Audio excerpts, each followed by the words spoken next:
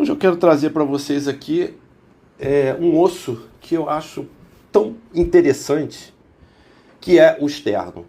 O osso sólido que está singularmente situado no centro de nós mesmos.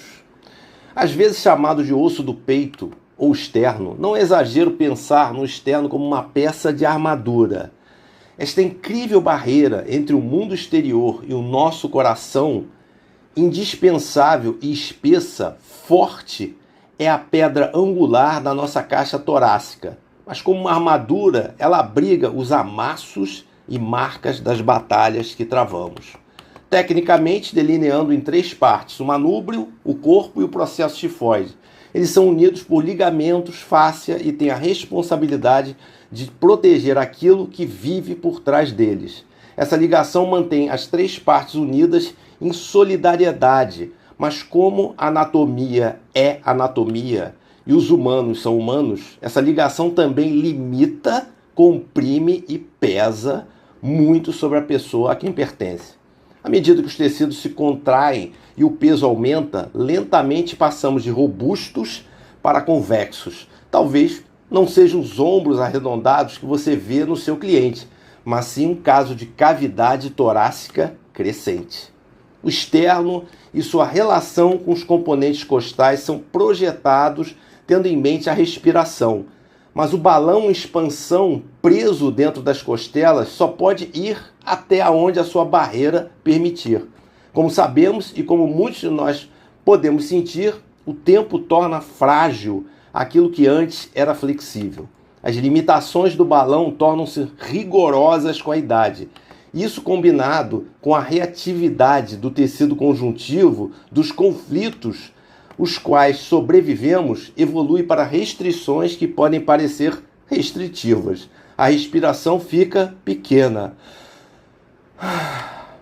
Então, como abordamos aquilo que está comprimido? Ensinar os clientes sobre a respiração vem em primeiro lugar, mas pedir ao cliente que respire mais profundamente não é suficiente. Pode ser como pedir a alguém claustrofóbico para acompanhá-lo em um fim de semana de espeleologia. Haverá muita resistência, a menos que o primeiro haja alguma orientação.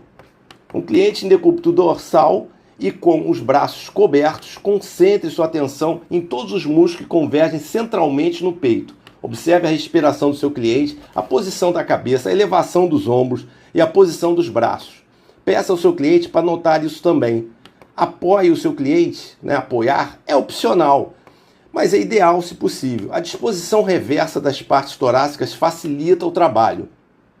Comece com a respiração. Coloque as mãos com as palmas macias para baixo, situadas logo abaixo da clavícula, e os dedos apontados um para o outro. Peça ao seu cliente para respirar em suas mãos. Você pode manter esse momento tanto física quanto metafisicamente, pelo tempo que quiser. Não há nada como um exercício de conscientização e este é um dos bons. Com a respiração do seu cliente, afunde a caixa torácica e aumente a flexibilidade que você está pedindo que ele encontre. Depois de levantar as mãos e à medida que a respiração entra novamente nos pulmões, o jogo da consciência do externo para o interno não deve ser negligenciado, porque todos sabemos como é fácil não ter consciência do que pode estar bem debaixo dos nossos narizes. Repita isso algumas vezes, mas não por uma questão de repetição. Repita isso com pequenas mudanças que produzirão o efeito cascata que você deseja que seu trabalho corporal tenha.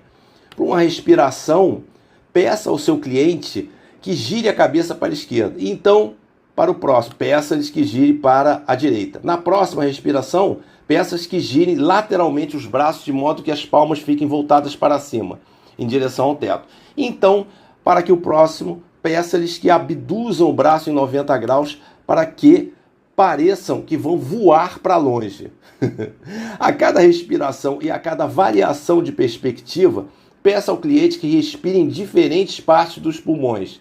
O externo, em seu ambiente natural, desfruta de uma projeção ligeiramente inclinada para a frente a partir de suas articulações com as clavículas, de modo que sua parte inferior se eleva anteriormente. A respiração que eleva o externo até a sua posição confortável, abre espaço para um coração maior. A partir daqui, o mundo do externo é a sua ostra metafórica. Destaque seu trabalho manual no subclávio, nos intercostais, no plátima, no esternocleidomastóide, no transverso do tórax e, claro, no peitoral maior. Misturando a respiração em cada golpe, siga as fibras desde a origem até a inserção para devolver gradualmente a grandiosidade a essa parte sufocada do eu. Comece superficialmente, apoie-se no plátima e no peitoral maior, como uma criança que precisa de uma orientação amorosa, mas firme, e eduque cada entidade para se tornar o elemento que deveria ser. À medida que você e seu cliente derretem lentamente a armadura, talvez você se inspire para escrever o seu próprio poema. Essa é uma área negligenciada que eu acho que vale a pena vocês terem um pouco mais de atenção.